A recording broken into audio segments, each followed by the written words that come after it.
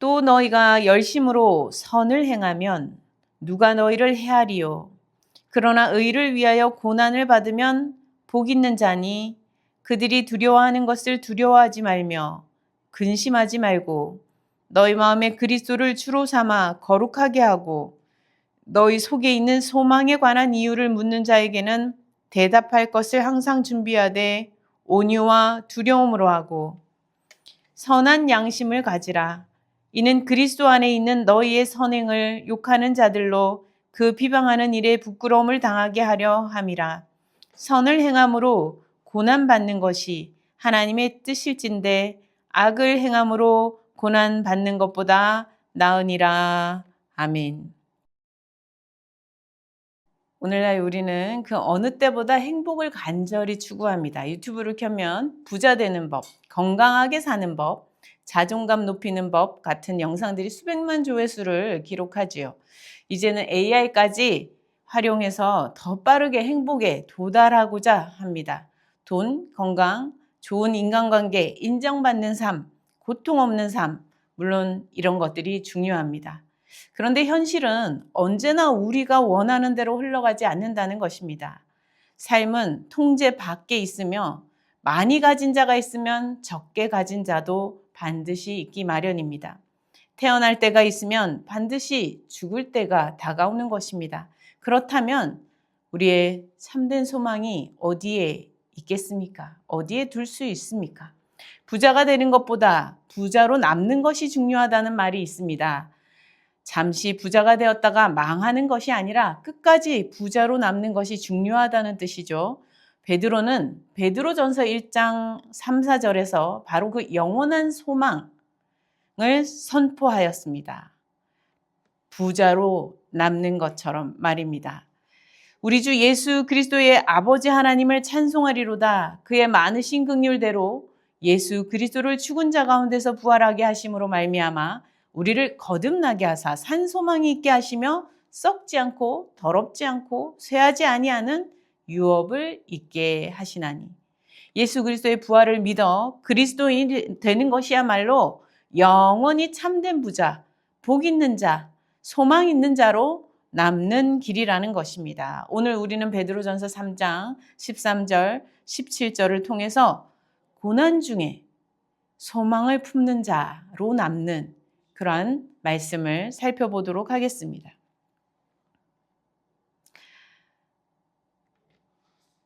13절에 보니까 또 너희가 열심으로 선을 행하면 누가 너희를 해하리요. 14절에 그러나 의를 위하여 고난을 받으면 복 있는 자니.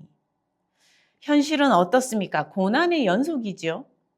예수를 믿든 믿지 않든 고난은 삶의 여정 속에 끊임없이 찾아옵니다. 오늘 본문은 심지어 선을 행하고 열심히 살아도 고난을 겪을 수 있다라고 말합니다. 아니, 겪을 수밖에 없다라고 말하고 있습니다. 한 집사님의 이야기를 들려드리겠습니다. 직장에서 누구보다 성실하게 일했고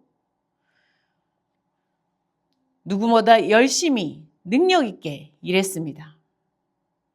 그럼에도 뒤에서 동료들을 돕고 섬기고 하였으나 어느 날 갑자기 부당한 이유로 인사에 불이익을 당하는 그리고 따돌림을 당하는 그러한 일이 있었습니다.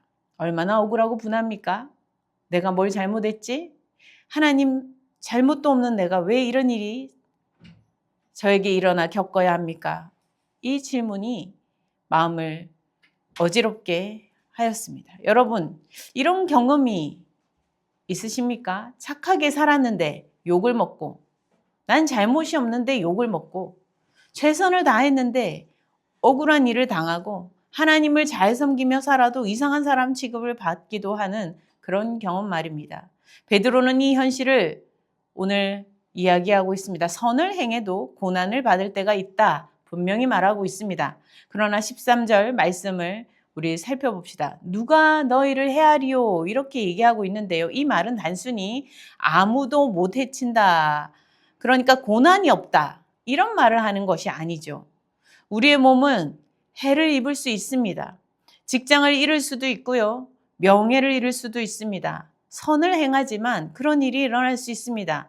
그러나 자신이 주님을 떠나지 않는 한 그 누구도 우리를 주님에게서 떼어낼 수 없다는 것을 말합니다. 주 안에서 평안하고 안전을 누리는 그것을, 참된 평안을 빼앗아 갈 수 없다는 것이죠. 12절은 보니까 이렇게 약속하였습니다.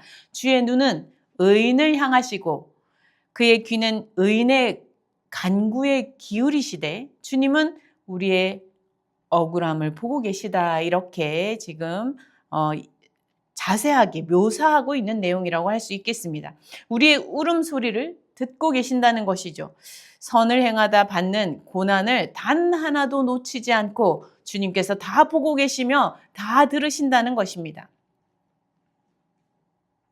13절에 보니까 열심으로, 이런 단어, 헬라어에 젤로타이라는 단어가 사용되어 있습니다. 이 단어는 단순히 성실하게 꾸준히 이런 정도의 뜻이 아니라 아주 뜨거운 열정, 목숨을 건 헌신, 이런 것을 의미합니다. 역사적으로 이 단어는 로마 제국의 압제에 맞서 싸우던 그 열심당, 젤롯 당들을 가리키는 말을 쓸 때 사용했던 단어죠. 열심당원들은 이 나라의 조국의 자유를 위해서 목숨을 버릴 각오가 된 사람들이었습니다. 죽을 각오로 싸울 수 있는 사람들이었죠. 그런 열심이 있는 것을 말하는 것입니다. 베드로는 바로 이 강렬한 단어를 가지고 와서 선을 행하는 데 사용하고 있습니다.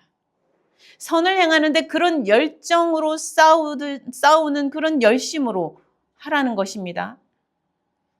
그런데 이 싸움의 전선이 어디에 있을까요? 외부라기보다는 오히려 내면이라고 볼 수 있습니다. 우리 안에서 일어나는 싸움인 것이죠. 누군가 나를 억울하게 대할 때 우리 마음 안에서 무슨 일이 벌어집니까? 나도 갚아줘야지. 욕에는 욕으로, 무시에는 무시로 이 충동이 올라오게 되어 있는 것입니다. 그것이 자연스러운 인간의 반응이죠. 그런데 베드로가 말합니다. 그 충동과 싸워서 그래서 복수하고 싶은 그런 마음을, 내 안에 올라오는 그 마음을 꺾어 넘어뜨리고 오히려 복을 빌어주는 자리까지 나아가라고 말하고 있습니다. 이것이 쉬운 일이냐고요. 보통 열심으로 될 수 없는 일입니다. 9절에서 이미 베드로는 이렇게 명령했습니다. 악을 악으로, 욕을 욕으로 갚지 말고 도리어 복을 빌라. 이것이 얼마나 힘든 싸움인지 여러분 알고 있지 않습니까? 누구도 이 싸움에서 스스로 승리할 수 있다, 장담할 사람은 없습니다. 나는 무너질 수밖에 없어. 나는 어려움과 곤란 앞에서 악이, 욕이 나에게 다가올 때 나는 선으로 버텨낼 재간이 없어 라고 누구라도 말할 수 있는 것입니다. 나를 힘들게 하는 사람을 위해 진심으로 복을 비는 것, 이것이 인간의 힘으로 될 일이 아니기 때문입니다. 그래서 15절은 말하고 있습니다. 너희 마음에 그리스도를 주로 삼아 거룩하게 하라. 내 마음의 주인의 자리에 올라오는 악한 생각, 복수심, 두려움, 그런 것을 끌어내리고 넘어뜨리고 그 자리에 그리스도를 모셔 세우라는 것입니다. 이것이 선을 행하는 자의 내면에서 벌어지는 진짜 전쟁이라고 할 수 있겠습니다. 이 전쟁을 그저 쉽게 피해갈 수 있는 사람이 없습니다. 선을 행하며 살고자 한다면 반드시 이 전쟁을 치러야만 하는 것입니다. 선을 행할수록 고난이 더 깊어질 수도 있습니다. 아니, 깊어질 수밖에 없습니다. 선을 행하며 걸어가는 길은 좁은 길이고 십자가의 길이기 때문입니다. 여러분 기억하십시오. 12절의 말씀을 기억하시기 바랍니다. 그 약속을 기억하시기 바랍니다. 주님의 눈은 의인을 향하시고 그의 귀는 의인의 간구에 기울이신다고 주님이 보시고 들으시고 아신다라고 말씀하십니다. 그리고 반드시 그 얼굴을 악한 자에게 대하셔서 판단하시고 판결하신다는 것입니다. 여러분 복 있는 자라는 말이 여러분 들어본 기억이 있죠? 산상수훈에서 마태복음 5장에 예수님께서 말씀하신 그 말씀입니다. 복 있는 자. 의에 줄이고 목마른 자는 복이 있나니 그들이 배부를 것이며 의를 위하여 박해를 받는 자는 복이 있나니 천국이 그들의 것임이라. 세상은 돈 많고 건강하고 유명하고 고난 없이 편안하게 사는 그 사람이 복이 있는 사람이구나 라고 말합니다. 그런데 예수님께서는 마치 그 정반대를 말씀하시듯 말씀하십니다. 의에 줄이고 목마른 자, 얼마나 고통스럽겠습니까? 줄이고 목마른 그 삶이 의를 위하여 박해를 받는 자, 작은 고난을 이야기하지 않습니다. 아주 큰 박해, 생명의 위협이 있을 정도의 박해를 그럼 받는 자가 복이 있다라고 말씀하십니다. 고난 중에서도 큰 고난을 받는 자가 더욱더 복이 있다라고 말씀하시고 계신 것입니다. 왜입니까? 이 역설을 어떻게 우리가 이해할 수 있습니까? 의를 위하여 고난을 받는 자는 자신의 힘이 아닌 그리스도의 부활의 능력으로 선을 행하는 데까지 나아가는 은혜를 입는 것입니다. 그 과정에서 부활의 주님과 교제하는 은혜를 누리고 주님이 주시는 힘으로 고난을 넘어서는 놀라운 기적과 같은 경험을 자신 안에서, 자신의 삶 안에서 하게 되는 것입니다. 이것은 세상이 줄 수 없는, 세상이 또한 빼앗아갈 수도 없는 복인 것입니다. 더 나아가 의를 위하여 고난을 받는 자는 영원히 하나님께 기억된다고 말씀하십니다. 그 상급과 영원한 유업이 사라지지 않습니다. 썩지 않습니다. 세상의 모든 것이 망할 때에도 하늘에 여전히 예비되어 있는 것입니다. 세상에서는 손해보는 것처럼 보이지만 그렇게 끝나지 않는다는 것입니다. 영혼의 관점에서 보면 진정 부유한 자요 복된 자로 남는다는 것입니다. 십자가의 발자취가 그러했고 그 뒤를 따르는 길이 그러하다 말하고 있습니다. 14절 15절을 보니 그들이 두려워하는 것을 두려워하지 말며 근심하지 말고 너희 마음에 그리스도를 주로 삼아 거룩하게 하고 라고 하였습니다. 사실 마음에 두려움이 종종 찾아오지요. 죽음을 두려워할 수밖에 없겠지요. 가난도 두렵습니다. 실패도 두렵습니다. 무시당하는 것도 아프고 두렵습니다. 한 치 앞도 보이지 않는 것도 미래가 두렵습니다. 우리는 때로 이러한 두려움에 휩싸여 버리고 사로잡혀 버리기도 합니다. 두려움에 사로잡히고 휩싸여 버릴 때에 우리의 선택은 어떻게 됩니까? 두려움이 삶의 주인 노릇을 하려고 할 때, 우리를 지배하려고 할 때 우리는 오히려 더 잘못된 선택을 하게 되죠. 두려움이 왜 생길까요? 근본적인 이유를 보면 내 삶의 결과가 온전히 나에게 달려있다라고 믿을 때에 두려움을 이기기가 어렵습니다. 지금 내가 연약하니까, 지금 내가 가진 것이 없으니까, 지금 내가 아프니까, 지금 내가 결핍 가운데 있으니까, 내가 잘못 결정하였으니까, 내가 가진 것 없고 힘이 없고 주변 상황에 나는 짓밟힐 수밖에 없고 내 인생은 끝나게 될 수밖에 없지 않을까라는 두려움에 휩싸이게 되는 것이죠. 그러나 그리스도인은 다르게 그 마음의 자리에 다르게 역사하는 일이 일어난다는 것입니다. 그 삶의 주권이 나 자신에게 있는 것이 아니라 오직 예수 그리스도께 있음을 믿고 고백하며 따라가려 하기 때문입니다. 이것은 주님께서 우리 삶의 주인 되심을 인정하는 그때에 모든 것은 이야기가 달라지는 것입니다. 주님께서 새로운 이야기를 써 내려가시기 때문입니다. 주님께서 새 삶의 이야기를 창조해 가시기 때문입니다. 우리 안에서 말입니다. 내가 강해져서가 아닙니다. 그분이 강하시기 때문입니다. 내가 많은 것을 더 가지게 됐기 때문이 아닙니다. 주님께서 모든 것을 가지고 계시기 때문입니다. 내가 약하지 않아서가 아닙니다. 주님께서 우리의 힘이 되시기 때문에 그렇습니다. 내 형편이 더 좋아져서가 아닙니다. 가장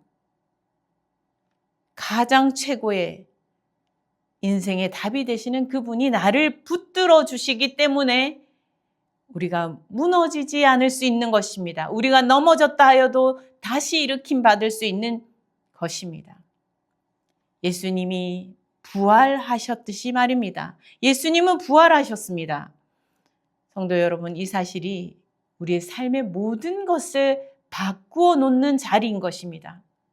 예수님께서 죽음을 이기시고 그 무덤조차 그를 가둘 수 없는 그 사건이, 그 사실이, 그 부활의 사실이 우리의 삶의 모든 것을 뒤바꿔 놓기 시작하는 것입니다. 세상이 나를 향해 고통과 죽음과 패배라는 가장 무서운 무기를 들이밀며 공격하려 할 때에도 결코 그것이 최종 결말이 될 수 없다라고 하는 것입니다. 그리스도께서 죽음을 뚫고 살아나셨듯이 그분 안에 있는 우리에게도 그 어떤 고난이라도 결코 우리의 삶의 끝이 될 수 없는 것입니다. 다시 일으켜 세우시고 부활하신 주님께서 우리를 다시 회복시키시고 생명의 자리로 이끌어 주시기 때문입니다. 부활의 주님은 오늘날도 살아계셔서 우리 가운데 역사하십니다. 내가 억울한 고난을 받는 바로 그 자리에 삶의 무게에 짓눌려 아파하는 그 자리에 거기가 아무리 낮은 곳이라 하여도 저 음부와 같은 곳이라 할지라도 찾아오셔서 우리를 회복시키기 때문입니다. 우리를 건지시기 때문입니다. 주님께서 약속하셨습니다. 내가 세상 끝날까지 너희와 항상 함께 있으리라. 세상의 쾌락에 소망을 둔 자는 고난 앞에 절망할 수밖에 없습니다. 쾌락에 소망을 두고서 나는 절망하지 않기를 바란다. 이것은 말이 되지 않는 것입니다. 쾌락에 소망을 둔 자는 결국 다가온 고난 앞에 엎드려지고 꺾일 수밖에 없습니다. 그러나 그리스도인의 소망은 어떠한 고난이 와도 사라지지 않는, 죽지 않는 산 소망, 부활하신 주님께서 함께 하시는 그 산 소망 가운데 있는 것입니다. 어떠한 억울한 일을 당하여도 세상이 해치려 하고 빼앗아 가려 모든 것을 앗아가려 하는 듯한 그 때에도 부활하신 그리스도가 여전히 우리의 소망이 되시기 때문입니다. 우리의 소망은 살아있는 소망입니다.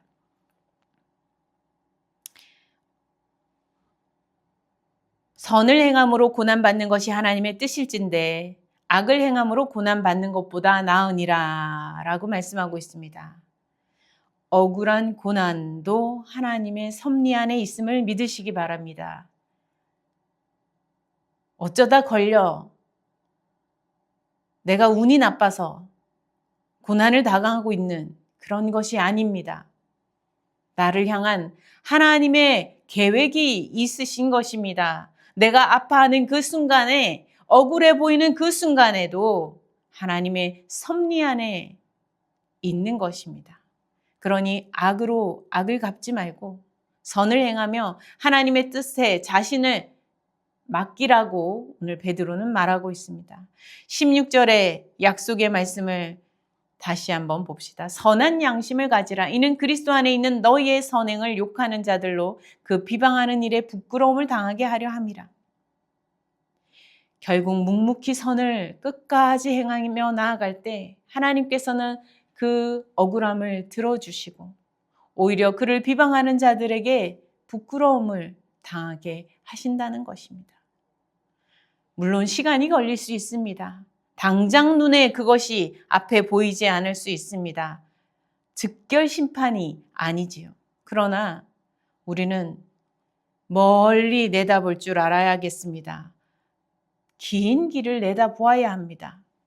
부자로 남는 자가 한 번 부자가 되고 망하게 되는 것보다 부자로 남는 자가 좋은 것처럼 결국 참된 부유함을 누리는 자, 참되게 복 있는 자, 참된 소망이 있는 자로 남는 것이 중요한 것입니다.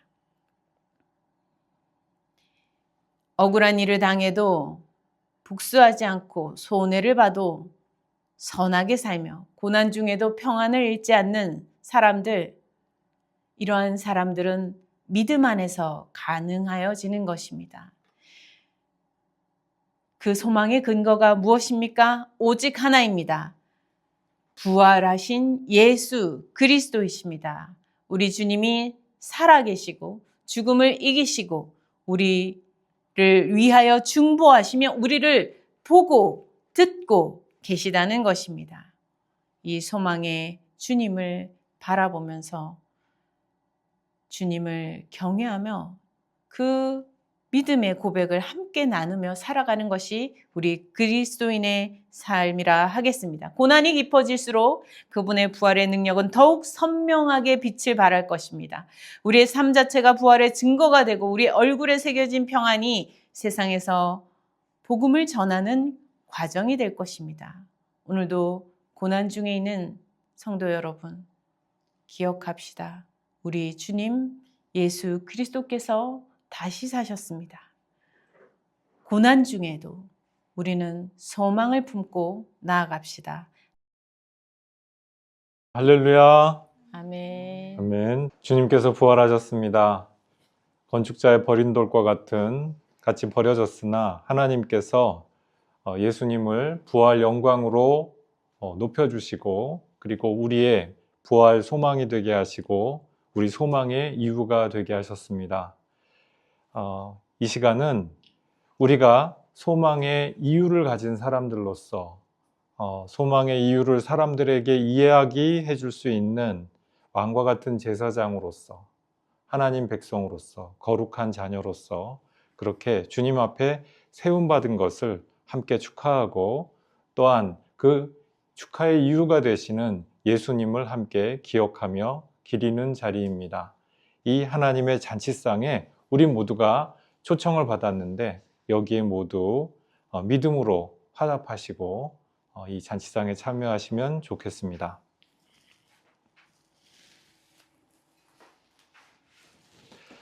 주께서 잡히시던 날 밤에 주께서 떡을 가지사 감사기도 하시고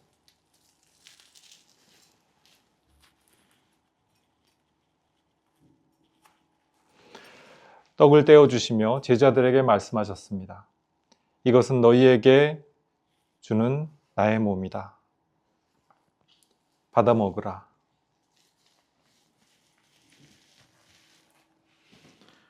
식후에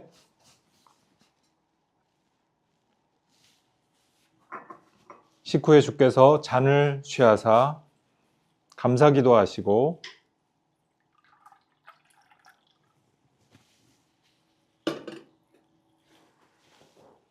제자들에게 나눠주시며 말씀하셨습니다. 이것은 너희를 위하여 흘리는 나의 피, 새 언약의 피다. 이것을 받아 마시라. 이 새 언약의 피를 먹고 받아 마시고 새 생명을 받아 취하라. 우리가 주님의 살과 피를 이 떡과 잔을 통하여 취할 때마다 우리가 주님의 부활하신 주님을 영접하며 또한 주님의 그 잔치상에 미리 앉게 되는 것입니다. 주 성령께서 오늘도 이 자리에 우리와 함께 하셔서 우리 가운데에서 부활하신 주님을 친히 뵙게 되는 은혜를 베풀어 주고 계십니다. 엠마오 제자들이 주님과 함께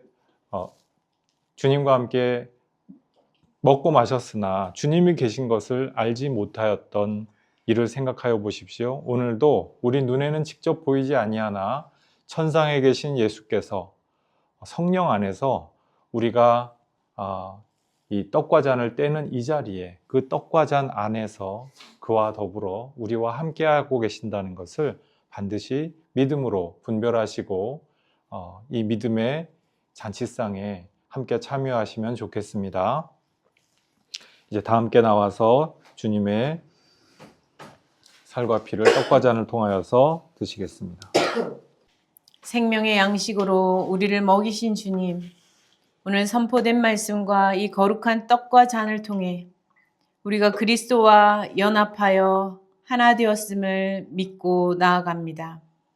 이제 우리가 세상으로 나아갈 때 억울한 고난 중에서도 그리스도의 주의 행하심을 따라 선하게 나아가게 인도하옵소서. 그리하여 부활의 주님만이 우리의 산 소망 되심을 전하며 살게 하옵소서. 예수 그리스도 이름으로 기도드립니다. 아멘. 아멘.